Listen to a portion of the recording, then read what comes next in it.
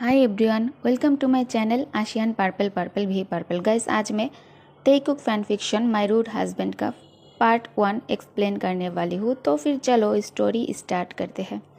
किम तायंग बहुत ही काइंड और soft spoken person है। किम तायंग कोरिया की सबसे रिचेस्ट परिवार से बिलोंग करता है और परिवार में सबसे छोटा होने के नाते वो सबका प्यारा भी है और बहुत ही ज़्यादा प्रीटी एक एंजल की तरह दिखता है। और हमारी जियोन जोंगकुक तायंग की बिल्कुल अपोजिट है। जोंगकुक बहुत ज़्यादा एरोगेंट, रूड और प्ले बॉय टाइप का है जो हर एक हफ्ते में अपनी गर्लफ्रेंड बदलती है। जियोन फैमिली के वन एंड ओनली चाइल्ड होने के नाते उसे सबकी बहुत ज़्यादा पैम्परिंग भी मिलता है, जिस वजह से वो किसी का नहीं सुनता। उसे जो मन करता है वो करता है। क्लब, पार्टी, ड्रिंक्स, जो मन करता है। किम तायंग अपने बेस्ट फ्रेंड जिमिन के साथ एक म्यूज़िक इवेंट में जाने के लिए बहुत टाइम से अपने डैड को मनाने की कोशिश कर रहा था, लेकिन हर बार उसके डैड मिस्टर किम मना कर देते थे। लेकिन इस बार मिस्टर किम को मनाने के लिए तायंग 2 दिन तक अपने आप को रूम में लॉक करके रखा था। वो सबसे बात करना भी बंद कर दिया था और खाना खाना भी छोड़ दिया था। बिना खाए तायंग बहुत ज़्यादा वीक हो गया, जिस वजह से उसे हॉस्पिटल में लेके जाना पड़ा मिस्टर किम को। मिस्टर किम और मिसेस किम तायंग से बहुत प्यार करता है और वो तायंग को ऐसे नहीं देख सकते, इसलिए ना चाहते हुए भी मिस्टर किम तायंग को म्यूज़िक इवेंट में जाने देने के लिए परमिशन दे दिया। तायंग को विश्वास नहीं हो रहा था कि उसके डैड सीरियसली उसके डैड उसे म्यूज़िक इवेंट में सच में जाने के लिए परमिशन दे दिया है। तायंग हॉस्पिटल से घर जाने के लिए अब बहुत ही ज़्यादा एक्साइटेड होने लगता है। तायंग हॉस्पिटल से घर पहुंचते ही तुरंत जिमिन को कॉल करता है। शाम को जिमिन के साथ शॉपिंग मॉल से घर आते टाइम तायंग को आइसक्रीम खाने का बहुत मन किया। तायंग आइसक्रीम खाने के लिए कार बीच रास्ते में ही रोकता है और आइसक्रीम खाने के लिए कार से बाहर आ जाता है। जिमिन और तायंग जब साथ में होते हैं, दोनों बाकी सब कुछ भूल जाते हैं। तायंग जिमिन से मस्ती करते हुए अपनी दोनों हाथों में आइसक्रीम लिए रोड पर चल रहा था। तभी अचानक उसकी आंखों के ऊपर एक रोशनी आके पड़ता है। वो एक मोटर बाइक की रोशनी थी। रोशनी इतनी तेज़ था जिससे तायंग को कुछ भी दिखाई नहीं दे रहा था। उसे लग रहा था कि आज तो मैं बच नहीं पाऊंगी, आज तो मैं गई। वो डर के मारे अपना आंखें बंद कर लेता है और आइसक्रीम भी उसके हाथों से नीचे गिर जाता है। तभी तेई को अपने वेस्ट पर एक अनफेमिलियर सा टच महसूस होता है। तेई अपना हाथ उस अनफेमिलियर पर्सन के हाथ के ऊपर रखता है। तभी कोई बहुत ज़्यादा रूड वे में तेई को कहता है, हे, क्या तुम मरना चाहते हो? अगर तुम्हें मरना ही है तो तुम कहीं और जाकर मरो। मेरी बाइक के सामने आकर क्या कर रही हो? और आइसक्रीम खाने का एक क्या तरीका है? बीच रास्ते में अंधों की तरह चलकर रूड बॉय सुनकर तायंग ने अपनी आँख खोला और जोंगकुक की तरफ देखा। जोंगकुक को देखते ही तायंग को पता नहीं क्या हो गया, वो अपनी आँखों को जोंगकुक के ऊपर से हटा ही नहीं पाया। दोनों काफ़ी टाइम तक साइलेंट होकर एक दूसरे को देखता रहा। तभी तायंग की मोबाइल बजने लगता है। ऑब्वियसली उसके डैड उसको कॉल कर रहे थे।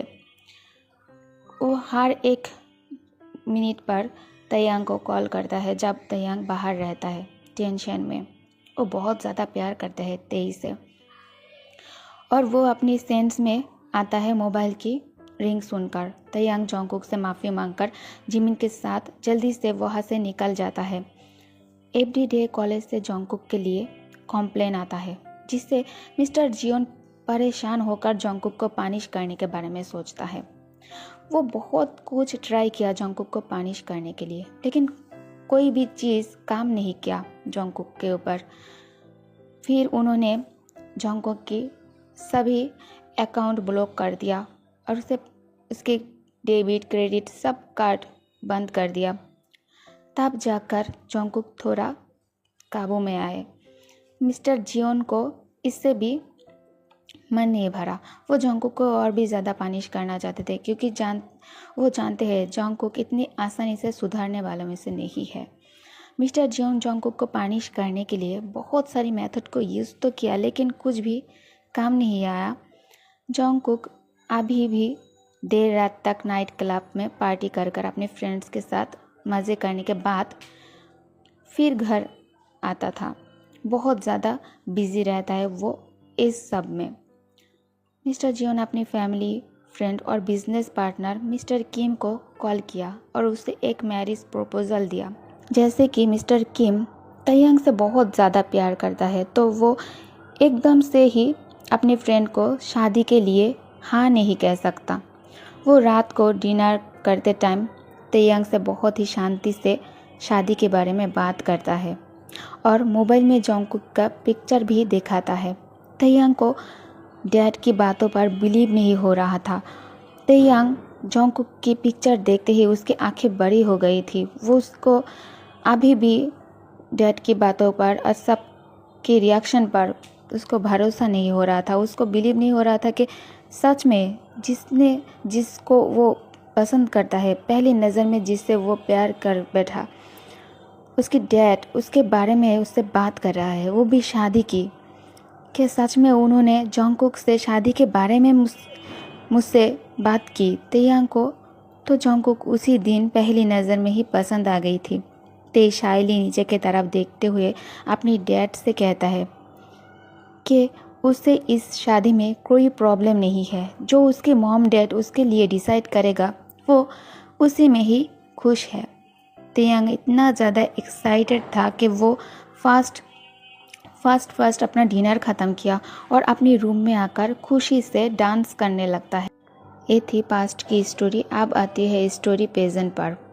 सनलाइट की रोशनी आँखों में पड़ते ही तयंग अपनी आँखों को स्लोली रब करता है और बेड के साइड वाली टेबल के ऊपर से मोबाइल हाथ में लेकर देखता है। सुबह हो चुका है और अभी 9 बज चुका है।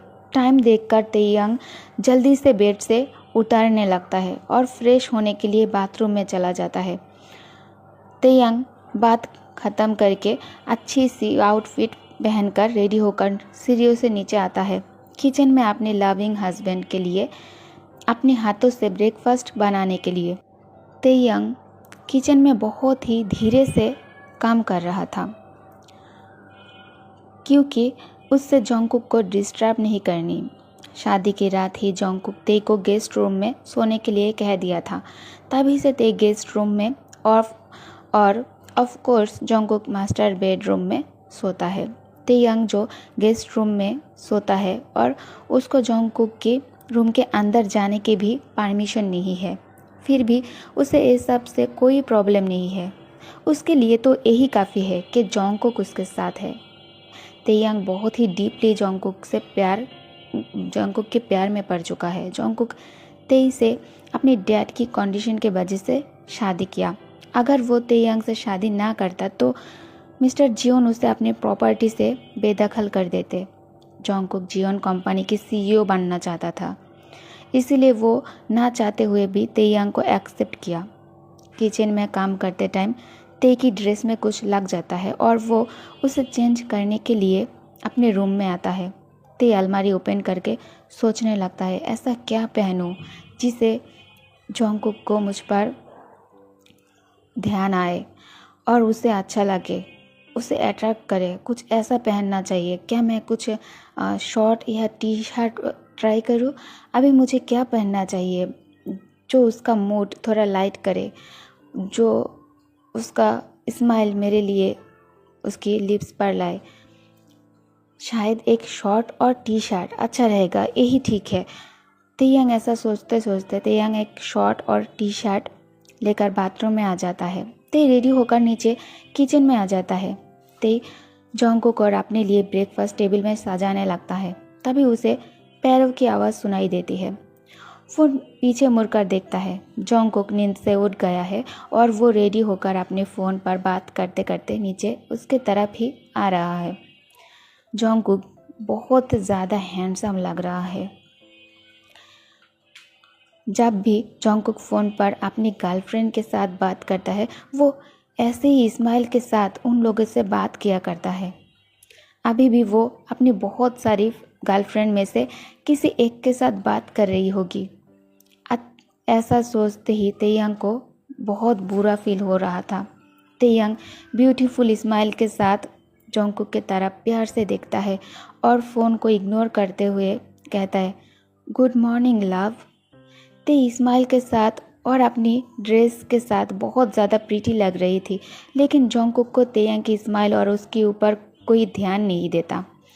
उसे तो तेयंग की वॉइस से भी बहुत इरिटेट फील होता है।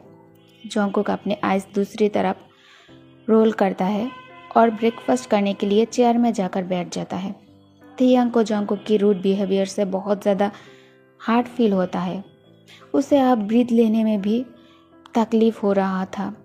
तेयंग हैवीली ब्रीथ लेता है और ब्रेकफास्ट करने के लिए जोंगकुक के पास जाकर बैठ जाता है। तेयंग को अपने पास बैठते देखकर जोंगकुक एनोइंग वॉइस में तेज से कहता है, ये तुम क्या कर रहे हो?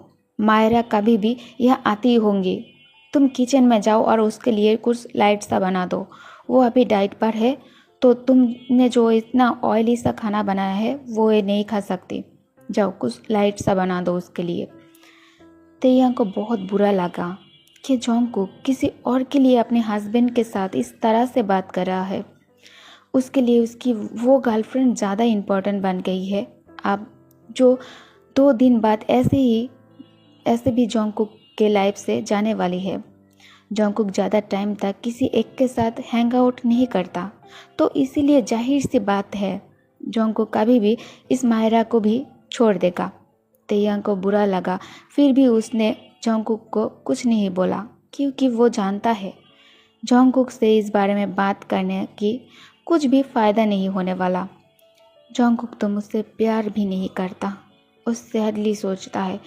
तेयंग सैडली ये सोचते हुए चेयर से उठ जाता है मायरा के लिए ब्रेकफास्ट रेडी करने के लिए। तभी डोरबेल बाजने लगता है। तेयंग किचन से इससे पहले कि वो डोर ओपन करने के लिए जाए, जोंगकुक स्माइल करते हुए तेयंग को रोक देता है और डोर ओपन करने खुद ही चला जाता है।